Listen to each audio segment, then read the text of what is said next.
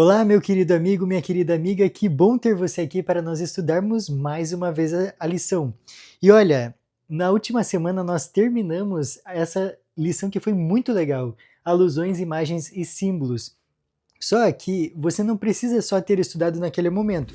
Os vídeos vão continuar aí no canal e aí sempre que você quiser dar uma olhada, você pode revisar a sua lição, tá? É importante você revisar para o quê? Para você não esquecer o que você estudou. Foram temas muito interessantes. Então você pode ir aqui na primeira página, lembrar o tema e assistir de novo, né? E revisar na tua lição também. Não jogue fora, ela serve de muito aprendizado. Porque aqui nós falamos de profecias, né? Não foi nenhum tema comum, foi um tema mais profundo. Ok? Então, como eu disse, essa lição acabou. Mas agora nós temos para esse trimestre que está começando essa semana, olha só, o livro de Êxodo. Então vai ser espetacular também. Se você estudou a sua lição, você vai notar que vamos falar muito de Moisés, ok? Então, olha só, essa lição aqui, ela vai de julho até setembro. Então, se você não tem ainda, pegue aqui no link que vai estar aqui embaixo, tá? Para você acessar ela digitalmente, mas você também pode encontrar aí qualquer casa publicadora que você vai ter a sua lição em mãos, tá? Tem de vários tipos, tem adulto professor, tem adulto aluno, com o comentário de Ellen White atrás, então é tudo para você aprender com mais profundidade o tema, ok? Antes de começarmos, vamos então fazer a nossa oração? Querido Pai que estás nos céus, muito obrigado, ó Pai, por estudar mais uma vez a sua lição aqui no canal. Pedimos que o Senhor nos ajude para que possamos aprender o que o Senhor tem a nos dizer. É isso que pedimos e já te agradecemos, em nome de Jesus. Amém. Então vamos lá para a nossa primeira lição. Olha só, a nossa primeira lição. E o título é O Povo Oprimido e o Nascimento de Moisés. Então essa daqui é a primeira das nossas 13 lições. Para você não perder todas essas lições que vamos ter aqui, já se inscreve no canal, tá? Eu gostaria de fazer um comentário só com o título da lição que nós temos aqui. Você já parou para pensar que quando Deus não tem ninguém para dirigir o povo dele ou ser um libertador, ele faz nascer esse libertador? Nós vamos ver aqui no verso para memorizar, que está lá em Êxodo 2, do 23 a 25, olha só o que diz. Os filhos de Israel gemiam por causa da sua escravidão. Eles clamaram e o seu clamor chegou até Deus. Deus ouviu o gemido deles e lembrou-se da sua aliança com Abraão, com Isaque e com Jacó. E Deus viu os filhos de Israel e atentou para a situação deles. Aqui nós vamos entender um pouquinho mais do nascimento de Moisés. Mas eu tenho outro exemplo para te dar, que foi Sansão. Não tinha ninguém naquele momento, naquela situação, para libertar o povo de Israel. E aí Deus trouxe Sansão à vida. Olha só que interessante, isso você pode ver lá em Juízes, ok? Mas vamos então entrar propriamente na nossa lição, aqui na introdução de sábado, tá? Olha só, o livro de Êxodo está cheio de relatos de pessoas que foram oprimidas, marginalizadas, perseguidas, exploradas, desprezadas. Então isso traz muita lição para os nossos dias. Se você tem qualquer um desses sentimentos, você vai procurar muito conforto nesse livro. Por isso que é importante nós estudarmos os livros da Bíblia. Todos podem ser encorajados, principalmente com as histórias que nós vamos ler aqui. Nós vamos ver a intervenção de Deus por seu povo. Tem uma frase que eu achei muito legal que diz assim: Ele ouve o clamor dos oprimidos, vê suas lutas, observa suas lágrimas e vem em seu auxílio. Quantas vezes Deus já te ajudou nessa semana? Com certeza você teria muito para falar. Eu também tenho muito para falar, o quanto Deus tem me ajudado. E a gente vai ver também na Bíblia o quanto Deus ajudou o seu povo. Outra frase muito legal que tem aqui diz: Deus toma a iniciativa de libertar aqueles que confiam nele. E aí, você confia em Deus? Confia que ele tem o melhor para você? Você vai notar que o livro de Êxodo ele fala muito de redenção, libertação e salvação, tudo por meio de Jesus Cristo. E para fechar com chave de ouro essa parte de sábado, olha só o que diz o último texto. Em meio à adversidade e à escuridão, se nossos olhos estiverem fixos em Deus, podemos reconhecer sua presença, cuidado e auxílio enquanto ele nos guia em direção à eterna terra prometida. Você vê muitas coisas dando errado na sua vida? Pode ficar tranquilo que Deus está no comando. Se você tiver essa confiança que Deus está no comando, até as coisas ruins você vai agradecer a Deus. Eu tenho certeza que você pensou em alguma coisa nesse momento. Eu também já pensei e dou glória a Deus por causa disso. Vamos para a nossa próxima parte, que é a parte de domingo, e diz assim: o povo de Deus no Egito. Vamos então lá para a nossa Bíblia, eu espero que você esteja com ela. Nós vamos ler bastante texto hoje, principalmente de Êxodo, né? Como nós estamos começando a lição de Êxodo. Então eu gostaria que você acompanhasse comigo lá em Êxodo 1. Êxodo capítulo 1, nós vamos entender o início do livro de Êxodo. Leia comigo até o verso 7, olha só o que diz. São estes os nomes dos filhos de Israel que entraram com Jacó no Egito. Cada um entrou com sua família: Ruben, Simeão, Levi e Judá, Issacar, Zebulon e Benjamim, Dan, Naphtali, Gad e Azer. Todas as pessoas, pois, que descenderam de Jacó foram 70. José, porém, estava no Egito. Faleceu José e todos os seus irmãos, e toda aquela geração. Mas os filhos de Israel foram fecundos e aumentaram muito, e se multiplicaram e grandemente se fortaleceram, de maneira que a terra se encheu deles. Você notou que o livro ele traz um lembrete da bênção de Deus? Se você prestou atenção ali no verso 5, foi falado que Jacó veio com 70 pessoas para o Egito, salvo José que já estava no Egito com sua família. Mas eram só 70. No verso 7 você vai notar que eles se multiplicaram grandiosamente. E nós vamos ver um pouquinho mais para frente, eu gostaria que você acompanhasse comigo lá em Êxodo 12. É um pouquinho mais para frente, Êxodo 12, versículo 37. Então, olha só, faz a conta aí, eram só 70 pessoas. Olha que Êxodo 12, versículo 37 vai falar para nós. Assim partiram os filhos de Israel de Ramsés para Sucote, cerca de 600 mil a pé, somente de homens, sem contar mulheres e crianças. Então, olha só o tanto de gente que teve depois desse período. Então, de 70 foi para mais de 600 mil, só que só homens. Ali não estava contando mulheres e crianças. Então, a gente pode fazer uma especulação aqui, que essa conta ia para mais de 2 milhões de pessoas. Mas, voltando lá para o capítulo 1, nós vamos dar continuidade à nossa história. Agora vamos dos versos 8 até o 11. Olha só o que diz. Entre mentes se levantou um novo rei sobre o Egito, que não conhecerá José. Ele disse ao seu povo: Eis que o povo dos filhos de Israel é mais numeroso e mais forte do que nós. Eia, usemos de astúcia para com ele, para que não se multiplique e seja o caso que, vindo guerra, ele se ajunte com os nossos inimigos, peleje contra nós e saia da terra. E os egípcios puseram sobre eles feitores de obras, para os afligirem com suas cargas, e os israelitas edificaram a Faraó e as cidades celeiros, Pitom e Ramsés. Vocês notaram que Êxodo começou com bênçãos, como nós lemos ali do verso 1 até o verso 7. Só que a partir do verso 8 nós vemos que eles entram em um estado de opressão, de escravidão. E entre esse primeiro capítulo e o último capítulo, eu gostaria que você pegasse aí na sua Bíblia, Êxodo 40, só para a gente ver qual que é o subtítulo do capítulo, tá? Então, olha só, Êxodo 40 vai dizer assim, lá o subtítulo, Deus manda Moisés levantar o tabernáculo. E o último subtítulo do livro, que está ali em cima do verso 34, diz, a nuvem cobre o tabernáculo. Vocês notaram que eles saem de uma situação muito deplorável para uma posição muito exaltada? Imagina ter o próprio Deus habitando ali com eles.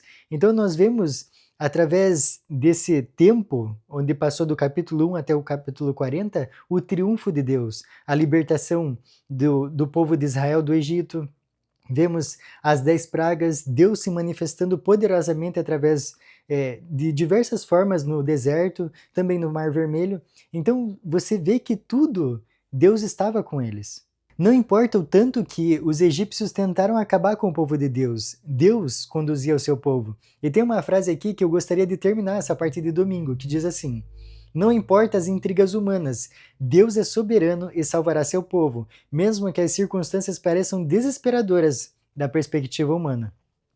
Essa lição está trazendo muitas e muitas lições para a nossa vida. Nós passamos por momentos muito tenebrosos, com certeza você tem passado. Mas a gente tem que ter a confiança de que Deus está na frente. Isso daqui é muito bom e conforta a nossa vida. Então, por isso que é importante nós estudarmos diariamente a lição, né?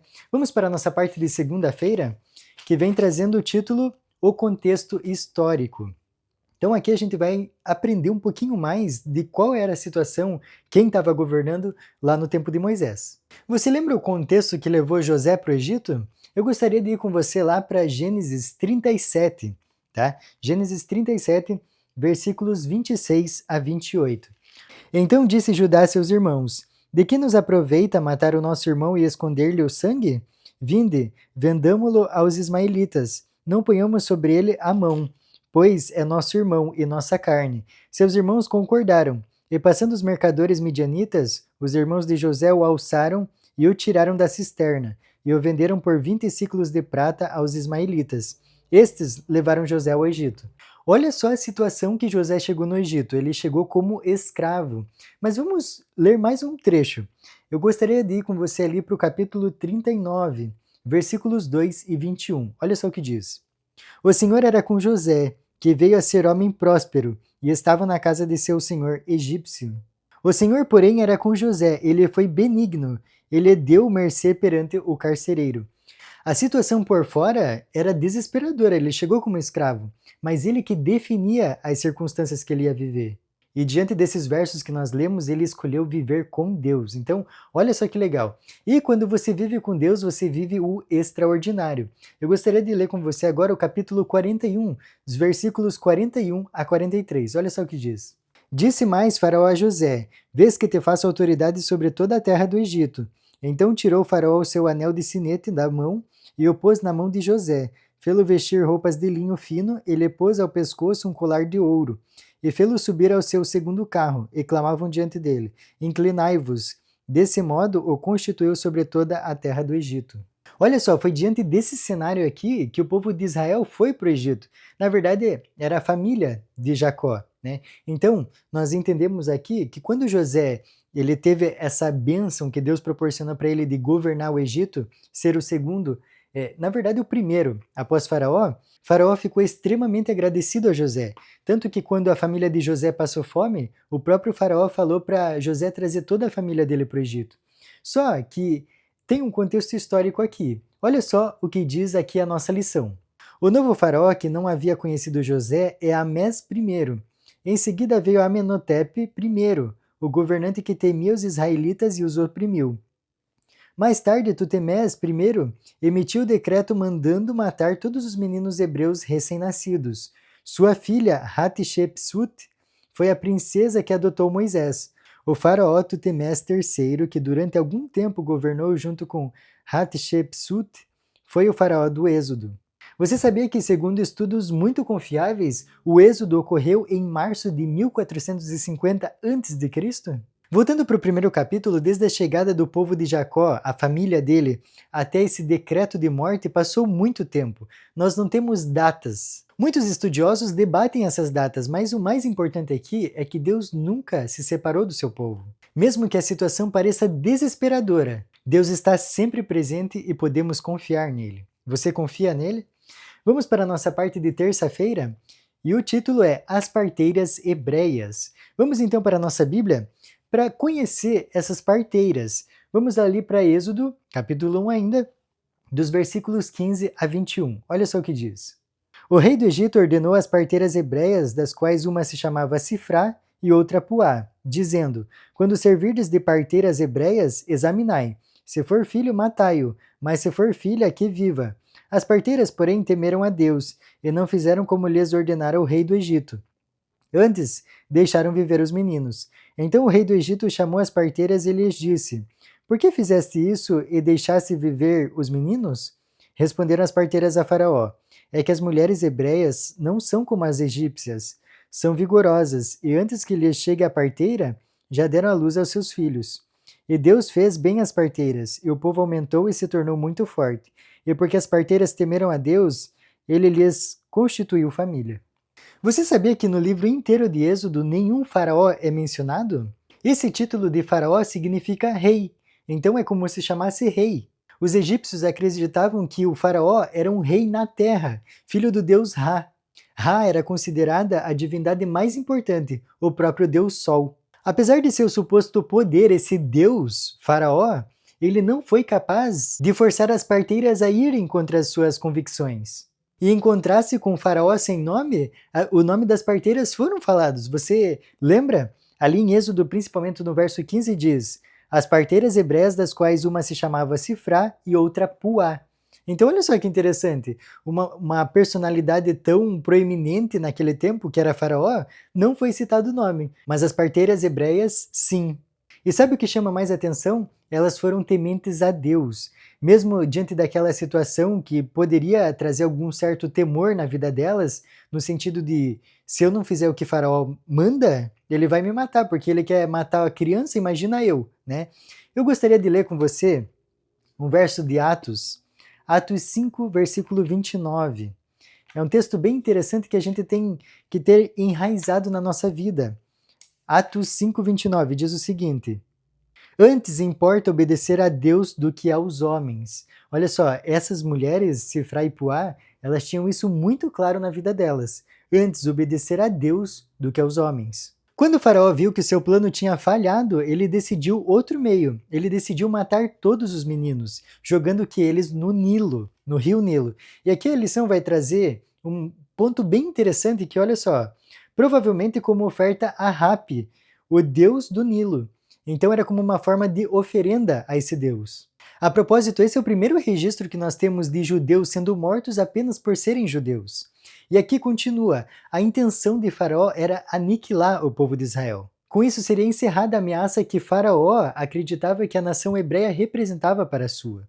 Olha só que interessante, uma coisa da cabeça dele, né? Vamos continuar a nossa lição? Vamos para a parte de quarta-feira, que diz o nascimento de Moisés. Então nós vamos agora no capítulo 2 de Êxodo, tá? Nós vamos ler aí os primeiros 10 versículos do capítulo 2. Olha só o que diz. Foi-se um homem da casa de Levi e casou com uma descendente de Levi. E a mulher concebeu e deu à luz um filho. E vendo que era formoso, escondeu-o por 3 meses. Não podendo, porém, escondê-lo por mais tempo, tomou um cesto de junco, calafetou-o com betume e piche, e pondo nele o menino, largou-o no carriçal à beira do rio. Armando o menino ficou de longe para observar o que lhe haveria de suceder. Desceu a filha de Faraó para se banhar no rio, e as suas donzelas passeavam pela beira do rio. Vendo ela o cesto no carriçal, enviou a sua criada e o tomou. Abrindo-o, viu a criança, e eis que o menino chorava. Teve compaixão dele e disse: Esse é o menino dos hebreus. Então disse a sua irmã, a filha de Faraó: Queres que eu vá chamar uma das hebreias que sirva de ama e te crie a criança? Respondeu-lhe a filha de Faraó: Vai. Saiu, pois, a moça e chamou a mãe do menino. Então lhe disse a filha de Faraó: Leva este menino e cria-mo. Pagar-te-ei o teu salário. A mulher tomou o menino e o criou. Sendo o menino já grande, ela o trouxe à filha de Faraó, da qual passou ele a ser filho. Esta lhe chamou Moisés e disse: Porque das águas o tirei. Aqui a lição trouxe mais pontos históricos. Olha só que interessante. Moisés, ele viveu durante o tempo da famosa 18ª dinastia egípcia. E continua. Um rei dessa dinastia, Tutemés III, conhecido como o Napoleão do Egito. Esse é um dos faraós mais importantes da história. Continuando aqui, eu gostaria de voltar com você no verso 2 do capítulo 2 de Êxodo, para a gente reler o que a gente leu, ok? Olha só o que diz. E a mulher concebeu e deu à luz um filho, e vendo que era formoso, escondeu-o por 3 meses. Aqui a minha Bíblia está falando formoso, mas você pode entender como bonito também. Só que no original, em hebraico, essa palavra é tob, que literalmente significa bom, ou muito bom. Você lembra de alguma vez que Deus falou que era muito bom? Isso nos lembra a semana da criação. Como uma espécie de nova criação, essa criação boa se tornaria, de acordo com o plano de Deus, o adulto que libertaria os hebreus da escravidão. Outro ponto interessante que a lição traz aqui é que o nome Moisés, no egípcio, significava filho de, ou nascido de, assim como Tutemés e também Amés. Só que em hebraico, Moisés é Moshe, que significa tirado ou puxado. A sua vida foi milagrosamente poupada quando ele foi tirado do rio. Sabemos pouco sobre a infância de Moisés. Nós sabemos que ele foi criado 12 anos com a mãe hebreia, ou seja, a mãe biológica, e o resto do tempo que ele passou no Egito, ele passou no palácio. Moisés ele recebeu a melhor educação egípcia justamente para ele ser o próximo faraó do tempo dele. Mas é impressionante que no final das contas, essa educação que ele recebeu foi em grande parte inútil para o propósito que Deus tinha na vida dele. E você, está aprendendo algo irrelevante para o que verdadeiramente importa? É interessante da gente pensar isso, né? Vamos para a nossa parte de quinta-feira, já quase se aproximando do final. Olha só, quinta-feira, mudança de planos. Vamos então para a nossa Bíblia, lá em Êxodo 2, dos versículos 11 ao 25. Olha só o que diz. Naqueles dias, sendo Moisés já homem, saiu a seus irmãos e viu os seus labores penosos. E viu que certo egípcio espancava um hebreu, um do seu povo. Olhou de um lado e de outro, e vendo que não havia ali ninguém, matou o egípcio e o escondeu na areia. Saiu no dia seguinte e eis que 2 hebreus estavam brigando, e disse ao culpado, por que espancas o teu próximo? O qual respondeu, quem te pôs por príncipe e juiz sobre nós? Pensas matar-me como mataste o egípcio? Temeu, pois, Moisés e disse, com certeza o descobriram. Informado desse caso, procurou o faraó matar a Moisés. Porém Moisés fugiu da presença de faraó e se deteve na terra de Midian, e assentou-se junto a um poço. O sacerdote de Midian tinha 7 filhas, as quais vieram a tirar água e encheram os bebedouros para dar de beber ao rebanho de seu pai. Então vieram os pastores e as enxotaram dali. Moisés, porém, se levantou e as defendeu, e deu de beber ao rebanho. Tendo elas voltado a Reuel, seu pai, ele lhes perguntou, por que viestes hoje mais cedo? Responderam elas, um egípcio nos livrou das mãos dos pastores, e ainda nos tirou água, e deu de beber ao rebanho. E onde está ele? Disse às filhas, por que deixastes o homem lá? Chamai-o para que coma pão. Moisés consentiu em morar com aquele homem, e ele deu a Moisés a sua filha Zípora, a qual deu à luz um filho, a quem ele chamou Gerson, porque disse, sou peregrino em terra estranha. Decorridos muitos dias, morreu o rei do Egito. Os filhos de Israel gemiam sob a servidão, e por causa dela clamaram, e o seu clamor subiu a Deus. Ouvindo Deus o seu gemido, lembrou-se da aliança com Abraão, com Isaque e com Jacó. E viu Deus os filhos de Israel, e atentou para a sua condição. Após o assassinato, Moisés não teve escolha, ele não podia mais ficar no Egito, então ele teve que fugir. Só que Moisés não tinha ideia do que o futuro reservava para ele, o que Deus tinha planejado para a vida dele. Em pouco tempo, os egípcios ficaram sabendo do caso, e a notícia logo chegou com bastante exagero aos ouvidos do faraó. Disseram ao rei que esse ato significava muito mais, e que Moisés planejava liderar seu povo contra os egípcios, derrubar o governo e assentar-se no trono. Disseram também que não poderia haver segurança para o reino enquanto Moisés estivesse vivo. O rei determinou que ele deveria morrer imediatamente, mas Moisés, percebendo o perigo que corria, fugiu para a Arábia. Segundo Deuteronômio 34, versículo 7, Moisés viveu durante 120 anos. Esses 120 anos nós podemos dividir bem em 3 partes iguais de 40 anos. Os primeiros 40 anos ele viveu lá no Egito. Muitos desses anos no Palácio Real, como nós vimos, 12 anos com a mãe hebreia e o resto desse tempo no palácio. O segundo período de 40 anos foi vivido com Jetro, o seu sogro, lá em Midian, no deserto. E os últimos 40 anos foi ele à frente do povo de Deus. Esses 40 anos dele ocupam a maior parte dos primeiros 5 livros da Bíblia. E também o estudo que nós vamos ter nesse trimestre. Legal, né? Então, para você não perder nenhuma lição que nós vamos ter aqui, já se inscreva no canal. Vamos para a nossa última parte, que é o estudo adicional. Lembrando que eu gosto que você leia totalmente, mas eu vou ler aqui 2 trechos que eu acho muito interessante de nós pontuarmos aqui. Olha só. Foram dadas ordens às parteiras, cujo trabalho permitia o cumprimento desse mandado, para que destruíssem as crianças hebreias do sexo masculino assim que nascessem. Satanás foi o instigador disso.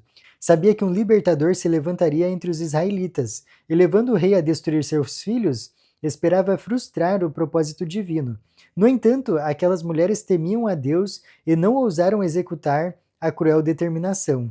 O Senhor aprovou o procedimento delas e as fez prosperar.